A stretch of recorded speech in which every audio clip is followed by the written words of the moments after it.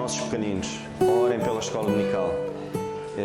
Eu dou graças ao nosso Deus, unicamente ao nosso Deus, por aquilo que Ele tem feito aos nossos pequeninos, por aquilo que Ele tem feito e tem usado a Igreja, este ministério da escola dominical, para poder passar a palavra de uma maneira simples, mas de uma maneira que eles possam entender. E ainda estavam aqui a faltar mais dois guerreiros pequeninos que andam sempre também aqui na luta, que é o Gabriel e o Daniel. Eles hoje não estão aqui connosco, mas a importância que é nós orarmos uns pelos outros. Não se esqueçam de orar pelas nossas crianças. Irmãos, e eu queria, não vou chamar o pregador, porque hoje cabe-me a mim essa responsabilidade. O meu Lucas diz sempre, sai sempre daqui com as mãos geladas e epá, nós sofremos do mesmo mal. É meu filho, não é? A gente fica com as mãos geladas, mas eu queria que pudéssemos abrir a palavra de Deus no livro de Salmos, e nós já lemos este salmo, e eu fiz questão de lermos este salmo, que é a base da mensagem desta manhã, e queria por vos falar acerca de uma questão que é uma questão muito corrente nos dias de hoje. Sempre foi, eu acho que sempre foi uma coisa que o homem andou sempre a correr, e sempre com o propósito de obter a maior felicidade do mundo, de estar feliz. Os homens, no fundo, é isto. Correm para estarem felizes, não correm para ser felizes. E essa é a grande diferença. E a minha pergunta é, em que grupo é que nós estamos? Estamos naquele grupo que queremos estar felizes ou que queremos ser felizes? Porque a felicidade é um estado da alma, não é porque as coisas nos vão bem. Não é isso. E eu esta manhã queria falar convosco um bocadinho acerca disso. Acerca do conceito da felicidade em si. Sabem que eu estive a investigar um pouco e fui ler alguns filósofos, pá, isso faz-me um bocado de confusão, mas fui ler coisas pequeninas, o que é que eles achavam acerca da felicidade. E alguns filósofos conceituados, eu li dois, e aquilo que eles escrevem é: um diz que a felicidade é a satisfação dos desejos, especialmente dos que nos levam à ausência da dor e que nos trazem tranquilidade. Isso é o que um filósofo diz. Depois há outro que diz que a felicidade seria a indiferença face aos estímulos externos que nos provocam sofrimento. Esse é o conceito de felicidade, mais um filósofo. Ou seja, se existe algum irmão que eu sinto que tem problemas e que pode sobrar para mim, esquece. Segundo esta teoria, esquece. Eu não me vou encostar a ele, porque isto sobra para mim. Então eu tenho que me opor, ou seja, a isso, porque se é algo que eu também vou sofrer, então não vale a pena. Segundo esta ideia, não é? Mas também, como os filósofos, aquilo que eles dizem, a maior parte das vezes, quando lemos filosofia, aquilo que é não é, mas o que parece que é e o que não é. Por isso, pouco me importa, sou sincero. O que me importa a mim é mais o que é que a Palavra de Deus diz. Mas antes de entrarmos no que é que a Palavra de Deus diz acerca da felicidade, eu fui ver a perspectiva científica e biológica. Eu era para ligar para a Eva, para a minha sobrinha, e para lhe pedir que ela me pudesse escrever um bocadinho do conceito de felicidade. Mas eu sei, por aquilo que eu a conheço, sendo ela uma mulher de Deus, ela não me ia trazer, só se eu lhe pedisse, olha, diz-me especificamente o que é que essa ciência pode falar acerca da felicidade. E eu fui procurar. Não procurei a Eva, fui procurar um bocadinho e diz que a felicidade está ligada uma coisa pequenina, só um textozinho muito pequenino, na libertação de neurotransmissores, como as endorfinas, que nos provocam uma sensação de bem-estar, de alegria e de conforto. Ou seja, a libertação destas endorfinas, ou como é que isto se chama, produz isso. Então é o conceito de felicidade. Mas para que isso aconteça, tem que haver qualquer coisa, não é? Isto não acontece assim por acaso. Não é de manhã acordarmos assim. Há coisas que despontam isto. E isto é verdade. Isto não é mentira. Aqui o que esses filósofos disseram, que se calhar há muito enviesamento. Mas isto não. Isto é a ciência, e a ciência, a maior parte das vezes, anda de mãos dadas com aquilo que é verdade.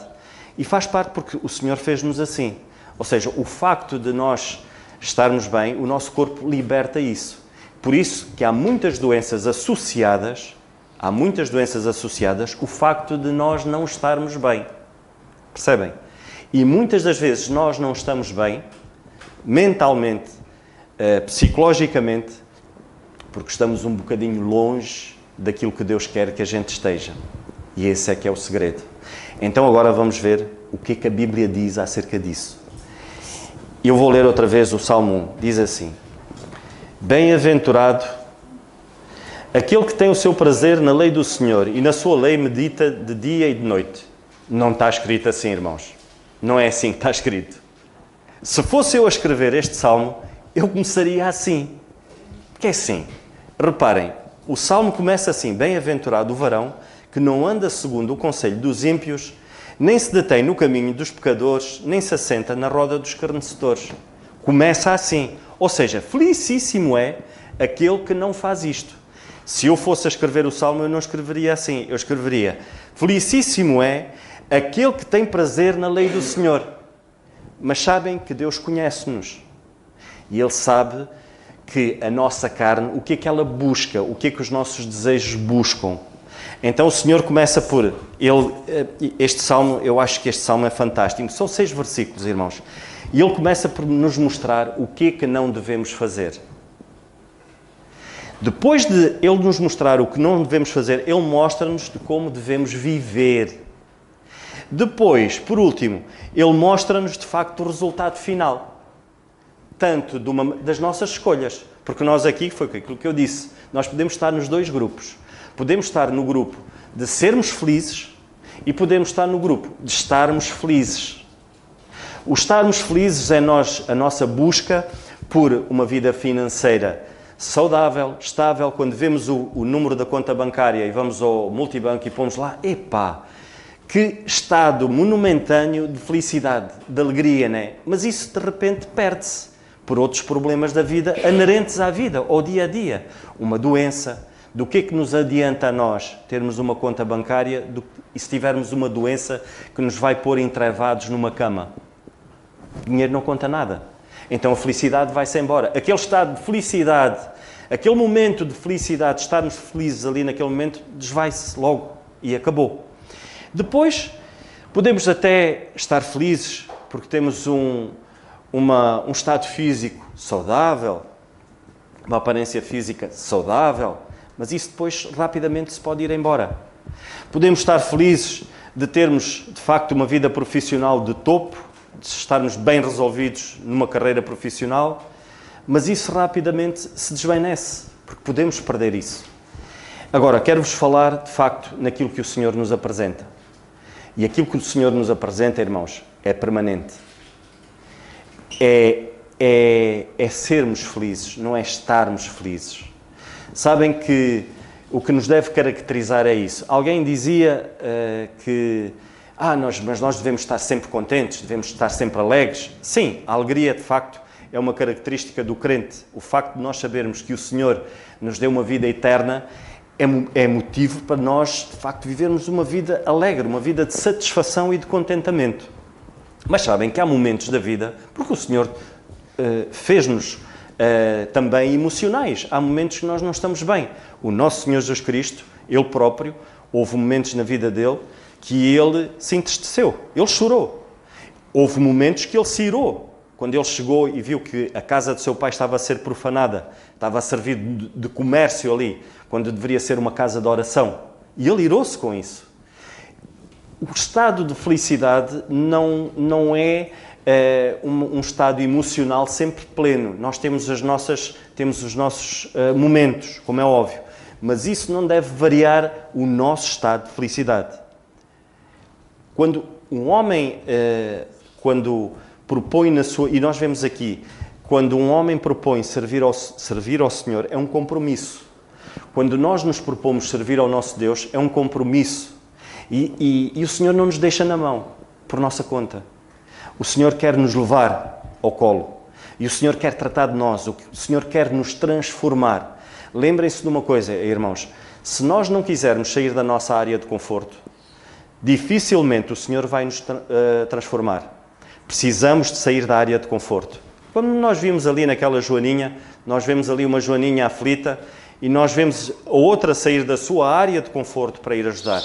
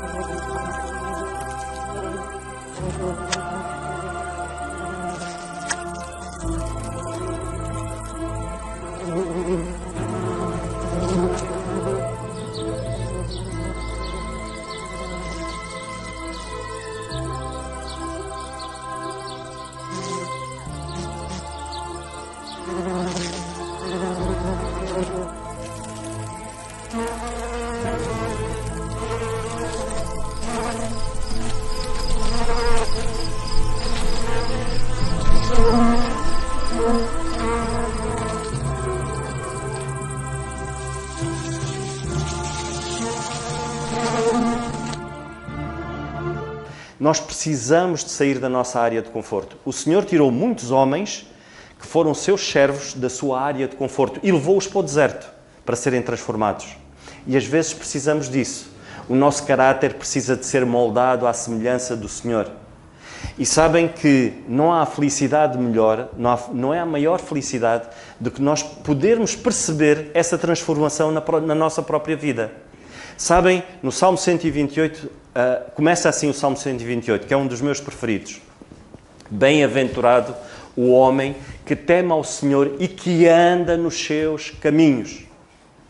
Bem-aventurado, felicíssimo é o Senhor, felicíssimo é o homem que teme ao Senhor e que anda nos seus caminhos. Não basta temer, há que andar. Compromisso, percebem? E quando nós nos comprometemos a isso, se está aqui alguém que ainda não tem um compromisso sério com o Senhor, que eu possa fazer esta manhã, e como é que eu posso obter isso? Crer unicamente no Senhor Jesus Cristo, aquele que deu tudo, aquele que era santo, aquele que era perfeito e que se entregou por amor de cada um de nós. Sendo nós pecadores, tendo nós tantas falhas, eu acho que não há aqui ninguém que tenha maiores falhas do que eu, que seja tão pecador como eu. Mas o Senhor olhou para mim e o Senhor tirou-me desse lamaçal. Ele pegou e ele disse assim, olha, espera aí, o teu registro criminal está péssimo. E eu sei que, e nós vemos isso, né? As leis da imigração precisam de um registro criminal para entrar num país. O nosso registro criminal estava péssimo para entrarmos à presença do Senhor, manchado pelo pecado. O Senhor Jesus Cristo pegou naquele momento, pegou no nosso registro criminal, rasgou e cravou na cruz. E ele disse, está feito, está consumado. Não há mais nada que possa ser feito. Eu fiz tudo. E o Senhor fez tudo por amor de cada um de nós.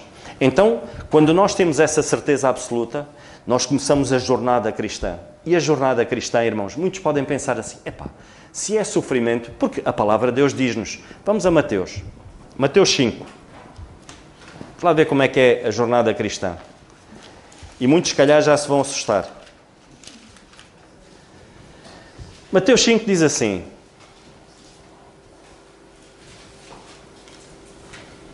vamos começar o versículo 1. E Jesus, vendo a multidão, subiu a um monte e assentou-se, aproximou-se dele os seus discípulos. E abrindo a sua boca, os ensinava, dizendo, bem-aventurados os pobres de espírito, porque deles é o reino dos céus. Ou seja, felicíssimo, feliz. Felicíssimo é os que choram, porque eles serão consolados. Vejam esta jornada. Felicíssimos serão os mansos, porque eles herdarão a terra. Felicíssimos serão os que têm fome e sede de justiça, porque eles serão fartos. Felicíssimos serão os misericordiosos, porque eles alcançarão misericórdia. Felicíssimos os limpos de coração, porque eles verão a Deus. Felicíssimos os pacificadores, porque eles serão chamados filhos de Deus. Felicíssimos os que sofrem perseguições por causa da justiça, porque deles é o reino dos céus. Felicíssimos sois vós, quando vos injuriarem e perseguirem e mentindo disserem todo o mal contra vós, por minha causa, exultai e alegrai-vos, porque é grande o vosso galardão nos céus, porque assim perseguiram os profetas que foram antes de vós. Ou seja, esta jornada não é uma jornada fácil, mas o Senhor diz que é uma jornada em que vamos viver diariamente felizes, em que nós conseguiremos tirar gozo que mais ninguém tira, em que nós conseguiremos obter a paz que o mundo não consegue oferecer. Então, quando nós lemos no Salmo, e vamos ao Salmo 1, vamos a este Salmo, e nós vemos que o Senhor nos dá, para já, o Senhor não nos diz nada que seja impossível ser feito. Quando o Senhor diz para nós fazermos, é porque é possível ser feito. E quando o Senhor nos diz que, de facto, nós devemos ter o cuidado de para onde é que nós andamos, e aqui começa logo assim, temos de ter cuidado, porque a palavra de Deus alerta-nos que não devemos andar segundo o conselho dos ímpios. E o que é andar segundo o conselho dos ímpios? É nós nos deixarmos influenciar pelo mal, por aquilo que a sociedade imprime e traz com ela. E a sociedade hoje, infelizmente, traz muita coisa mal. Sabem que para nós conseguirmos perceber a vontade de Deus, e Romanos no capítulo 12 fala acerca disso, nós não nos devemos conformar com este mundo. Nós não devemos nos deixar influenciar por este mundo. Sabem que vivemos esta altura, estes dias, o dito Halloween. Sabem que muitos de nós, ainda esta manhã eu li algo interessante, muitos de nós não levamos as nossas crianças a um enterro, quando morre alguém. Mas depois mascaramos-nos no dia do Halloween, ou sei lá o que é isso, que é um culto aos mortos. É impressionante, não é? Que contradição, quando a palavra de Deus diz que nós devemos cultuar unicamente ao nosso Deus. Eu sei de crentes que se mantêm firmes e que nesse dia, em que eles levam, que nas escolas, eles promovem e proporcionam nas escolas, nesse dia, um mascarar das crianças, o cultuar de facto aos mortos nesse dia, há pais que os seus filhos não vão à escola, ficam com eles em casa. Eu sei que há crentes que fazem isso. Então que nós devemos copiar de facto e nós devemos imitar aqueles que são um exemplo. E são exemplo dos fiéis, para além de fiéis, são exemplo dos fiéis. E a palavra de Deus diz isso. Irmãos, pais que têm as crianças mais pequeninas, adultos que têm netos, não patrocinem isso aos vossos filhos. Porque isso é nós, de facto, fazermos aquilo que a palavra diz para nós não fazermos. Sabem que Deus diz, Ele começa por dizer para que nós não façamos. Se o Senhor dissesse assim, olha, vocês têm que caminhar não sei quanto, têm que fazer isto e têm que fazer aquilo e fazer... Não. O Senhor não diz para nós fazermos. O Senhor diz, olha, fiquem quietos, não façam. Não andem segundo o conselho dos ímpios. Andem segundo o quê? Andemos segundo a vontade de Deus. O que é que o Senhor diz em relação a esta área específica que nesta altura se vive, que é o Halloween? Há tanta coisa boa que nós devemos premiar e devemos proporcionar aos nossos filhos, vamos julgá-los. Sabem que se nós aprofundarmos mais um pouco e se vocês investigarem mais um pouco o que é que se passa nestes dias e principalmente no dia dito do Halloween, o que é que se passa, vocês ficariam de boca aberta. Porque é um dia em que sabem que a presença de Deus e a presença divina na nossa vida é algo espetacular. Mas, infelizmente, a presença maligna no mundo é terrível. Sabem que, neste mesmo dia, igrejas satânicas, há mulheres que engravidam e que durante o ano elas engravidam para que, nesta altura do ano, elas tenham os filhos e os filhos sejam sacrificados a Satanás. A sociedade, a comunicação social não traz isto à tona, porque não convém. Porquê? Porque é o dia em que cultuam a Satanás, onde há mais influência, onde a influência satânica é terrível neste dia e precisamente nesta data. Então nós, como crentes, temos que nos demarcar disto. Então eu só queria deixar este alerta para aqueles que têm crianças e não só, para os mais velhos. Alertem os outros, passemos a palavra uns aos outros. E é isso, ajudarmos uns aos outros, é isso, é passarmos a verdade. Mais à frente, nós lemos que a palavra de Deus ainda nos diz: nem se detém no caminho dos pecadores, nem se assentem na mesa dos escarnecedores. nem se detenham no caminho dos pecadores. Ou seja, é nós não vivermos uma vida de pecado. Sabem, é possível nós vivermos, sermos crentes, convertermos, aceitarmos o Senhor Jesus Cristo na nossa vida e continuarmos a viver uma vida de pecado. A palavra de Deus diz em Efésios, nós em Efésios, no capítulo 5 e no versículo 14, diz: levanta-te tu que dormes dentre os mortos. É possível nós vivermos uma vida assim. Por isso, muitas das vezes, os nossos rostos não refletem a alegria de facto termos um compromisso sério com o Senhor. É por isso que muitas das vezes nós temos momentos de felicidade, porque o pecado, e nós esta manhã ouvimos, e nós à quarta-feira estudamos, que muitas das vezes uma vida de pecado, o Senhor não ouve as nossas orações. Sabem, como é que eu posso? Vou-vos dar um pequeno exemplo. Imaginem que eu me proponho a abrir agora aqui uma empresa, vender gelados, mas não pago os meus impostos. E oro ao Senhor, Senhor, por favor, abençoa o meu negócio, mas depois fujo ao fisco. Percebem? Como é que o Senhor me irá ajudar? Se o Senhor diz que eu devo, de facto, cumprir com a lei que foi estabelecida, como outras coisas mais, como é que eu posso orar ao Senhor, Senhor, por favor, estou a passar um problema grave no meu casamento, e seria bom que eu conseguisse, mostra-me outra pessoa. Acham que o Senhor vai ouvir alguém que ora assim? Sabem que é muito importante não ouvir o conselho dos ímpios, não seguir o seu conselho. Sabem que muitas vezes há o perigo de nós seguirmos doutrinas, ou seja, ensinamentos que nos afastem da vontade de Deus. E isso depois leva-nos ao pecado. Não é por nada que logo a seguir nós vemos isso, que não devemos caminhar com os pecadores, não devemos ter as mesmas práticas, porque isso afasta-nos, isso corta a nossa ligação com o Senhor. E nós temos de ter esse cuidado. E nós temos vários exemplos na Palavra de Deus que isso aconteceu. Que grandes homens que cortaram essa ligação. Porquê? Porque começaram a viver uma prática de pecado.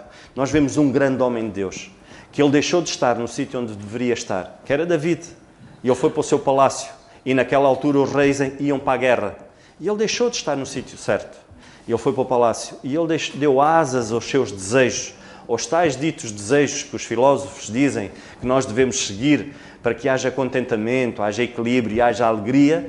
David deu asas aos seus desejos e entrou numa vida de pecado. E essa vida de pecado cortou-lhe a ligação. Cortou-lhe a ligação com Deus. E trouxe consequências graves. E sabem que o pecado traz consequências. Ele aparentemente, e a palavra de Deus diz isso, traz gozo. Moisés abdicou desse gozo para ir para onde? Para ir para o deserto, para que pudesse ser transformado. E sabem que o pecado traz, lá está, um gozo momentâneo, dura segundos. Mas sabem que o fruto do Espírito é o gozo, que é permanente, é constante. Irmãos, é uma alegria muito grande quando nós temos esses desejos, mas depois não os concretizamos. Diz, não, Senhor, ajuda-me, eu está-me a passar isto pela cabeça, mas eu tenho que arranjar um escape. E sabem que traz gozo, traz alegria. E isso é o combustível para nós, no outro dia, agirmos ainda melhor. Então, tenhamos cuidado com isto, irmãos. E a seguir diz assim, não se assentem à roda dos escarnecedores. Muitas das vezes, para além de nós praticarmos isto tudo, nós concordamos e nós participamos. Ou seja, é como se nós patrocinássemos o pecado, em estarmos aqui. Vou-vos dar um exemplo. Imaginem, depois de nós sairmos daqui, qual será o vosso motivo de conversa lá em casa? O vosso motivo de conversa será o tema da palavra de Deus? Ou vocês vão assar no forno? Porque às vezes acontece isso. Os pregadores são assados no forno. Ou outro irmão qualquer que disse algo, aquele irmão disse isto. Se eu, porventura, estiver aqui a dizer alguma coisa que não corresponda com a verdade, com a palavra de Deus, seria bom no fim vocês virem ter comigo. E essa será sempre a postura correta. Mas quando nós sairmos daqui, irmãos, que o nosso pensamento... Porquê? Porque nós a seguir vamos ver o que é que a palavra de Deus diz. Que bem-aventurado é aquele que medita na palavra de Deus, de dia e de noite. Então, quando sairmos daqui, que a nossa motivação seja meditar naquilo que ouvimos. E até acrescentar. E até nós podermos ter o gozo de pensarmos assim, não, epá, olha, isto, vamos procurar, eu vou procurar ainda mais isto e mais isto. E a palavra de Deus fornece-nos um conhecimento que eu quero vos dizer.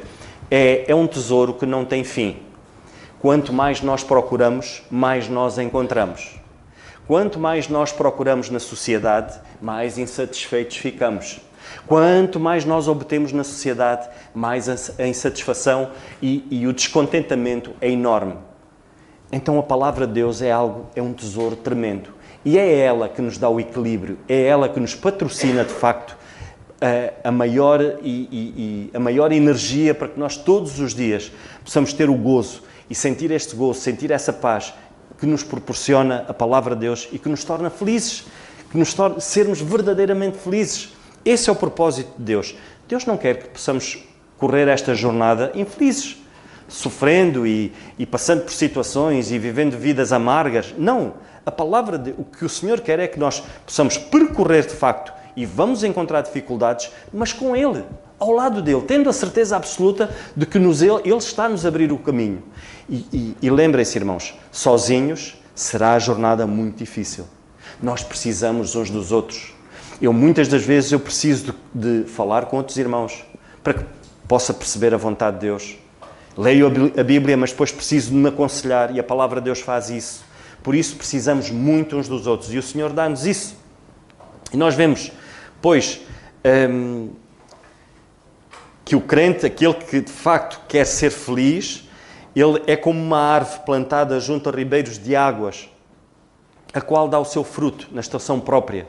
Lembrem-se que o nosso viver e o nosso propósito não é nos servirmos a nós próprios, nem sermos servidos, mas é estarmos disponíveis para os outros, é servirmos aos outros. Se tivermos que sofrer o dano, vamos ter que sofrer o dano. Porquê? Porque eu quero, porque eu sinto? Não, porque a palavra de Deus diz. Eu não vou só fazer algumas coisas que me convêm ser feitas.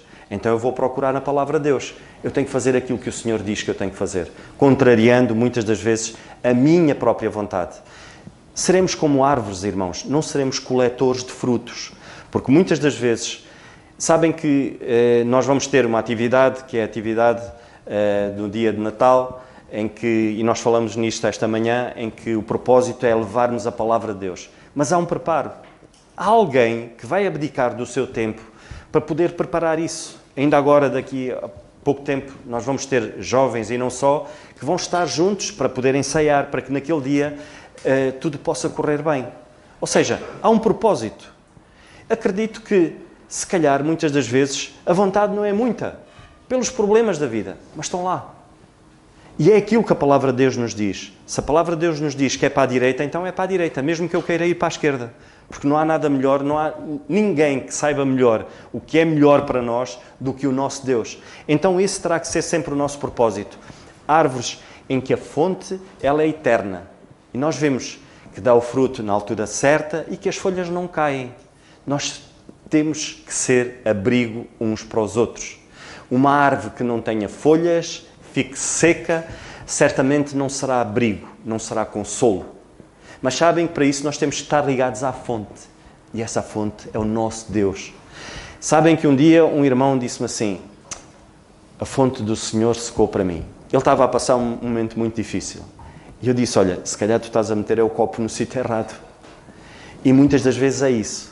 Nós vamos pôr as nossas raízes, como árvores que somos, na fonte errada. E de, em vez de recebermos água que nos alimenta e que nos faz crescer e que nos torna, de facto, sombras, conforto, nós passamos a ser amargos. E que isso não possa acontecer na nossa vida, irmãos. E por fim, e não me vou alongar mais, já é meio-dia, só para dizer aos irmãos, o Senhor fala acerca daqueles, de facto, que não querem fazer a vontade de Deus. Daqueles que escolhem o seu caminho, escolhem a sua vontade e lá está. Como livre-arbítrio que nós temos, nós podemos escolher. E foi aquilo que eu disse. Nós temos estes dois grupos de pessoas. O que é que queremos ser? Queremos estar só felizes momentaneamente e fazer a nossa própria vontade? Ou queremos ser e fazer a vontade de Deus? Há quem queira só estar feliz. Será como de facto a moinha. E sabem que a moinha que o vento leva, que a palavra de Deus diz, e este versículo diz, não são assim os ímpios, não são como a moinha que o vento espalha, pelo que os ímpios não subsistirão ao juízo, nem os pecadores na congregação dos justos. Sabem que a moinha é pó, é palha, não serve para nada, nem para consolo, nem para sombra, nem para nada. E é levada de um lado para o outro, conforme o vento. Que o Senhor nos ajude, irmãos, que não sejamos achados como palha, como moinha, que somos levados pela nossa própria vontade, ora para a esquerda, ora para a direita, consoante os nossos desejos, mas que a nossa bitola seja a palavra de Deus. E ela, muitas das vezes, aliás, da maior parte das vezes, ela contraria a nossa velha natureza, contraria a nossa carne. Para quê? Para que o Espírito de Deus em nós possa crescer. Quanto mais o Espírito de Deus crescer em nós, mais felizes nós seremos. A felicidade com Deus, ela aumenta, ela não fica estagnada, irmãos. Isso é que é impressionante. Ela não fica estagnada, ela aumenta. A cada dia são coisas novas quando nós descobrimos. Quando nós descobrimos que, como é que eu agia tão mal e eu agora vejo que posso mudar e tenho possibilidade para isso, porque o Senhor está comigo.